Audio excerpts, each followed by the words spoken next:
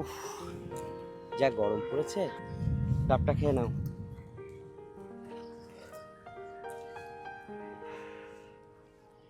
দেখো, এই বাড়িটা দেখেছো? কত সুন্দর বাড়ি।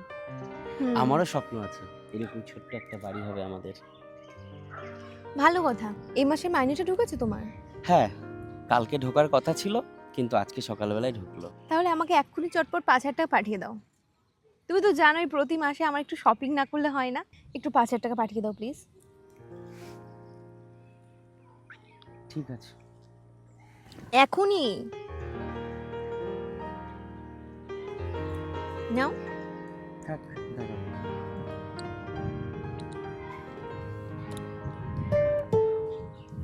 ডান, দেখো। Thank you.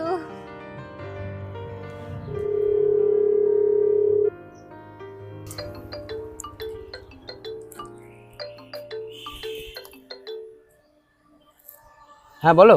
আমাকে 1,000 টাকা পাঠাও না। বাইরে বৃষ্টি হচ্ছে, আমার খুব চাইনিজ খেতে ইচ্ছা করছে। 1,000 টাকা? এই তো কি সেদিন 5,000 নিলে।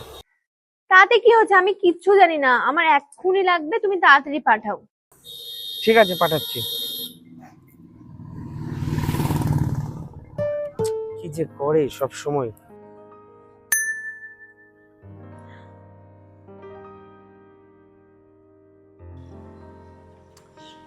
কি হয়েছে বলবে? তোমার সেই তখন থেকে জিজ্ঞেস করছি, বলো না কি হয়েছে। আরে, এই মাসের এতটাই খরচ বেড়ে গেল, সংসারের খরচ দিয়ে সামনে ইএমআইটা কি করে দেবো তাই ভাবছি। 10,000 টাকা ইএমআই লাগবে। দেখি একটা বন্ধুর কাছে ফোন করে যদি কিছু পাওয়া যায় এই মাসটা।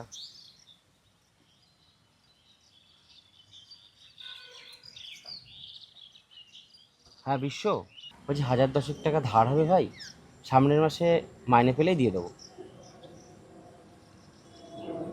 হবে না ভাই? ঠিক আছে।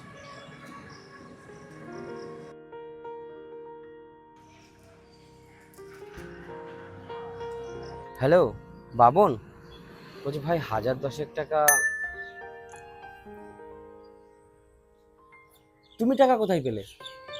তোমার কি মনে হয় প্রতি মাসে এই যে তোমার কাছ থেকে 5,000 টাকা 10,000 টাকা নিয়ে শপিং করার জন্য, সেগুলো নিয়ে কি আমি শপিং করি? আর এই যে মাঝে মাঝে এটা খাবো সেটা খাবো করে তোমার কাছ থেকে 500,000 টাকা নিই, সেই সমস্ত টাকা আমি কিন্তু রেখে দিয়েছি।